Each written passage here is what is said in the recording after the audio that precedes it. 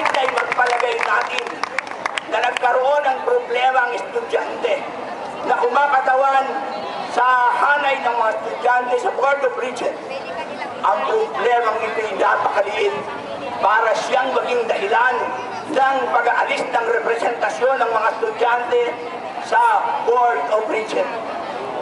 Kung ako ang Pangulo ng Universidad ng Pilipinas at nalaman kong nagkaroon ng problema sa kanyang sitwasyon bilang estudyante, bilang paggalang at pagpapahalaga sa representasyon ng mga estudyante sa Board of Regents, ang gagawin ko, kakausapin ko siya.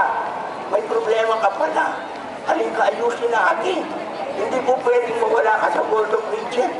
Dahil pagka nawala ka, mawawala ng representasyon ng mga estudyante siyang buhay ng universidad.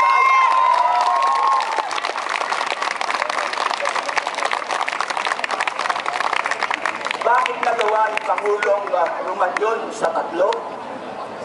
Samantalang yung tatlo mantutusin ay hindi niya dapat na rin rekomenda nang hindi dumaan sa proseso ng konsultasyon at nang maging buhay ang espiritu ng charter kapag pinag-uusapan ang democratic governance. Diba? Kung tutusin ay kung nakita nilang may problema dun sa tatlo, dapat ay inilatag nila yun sa atin.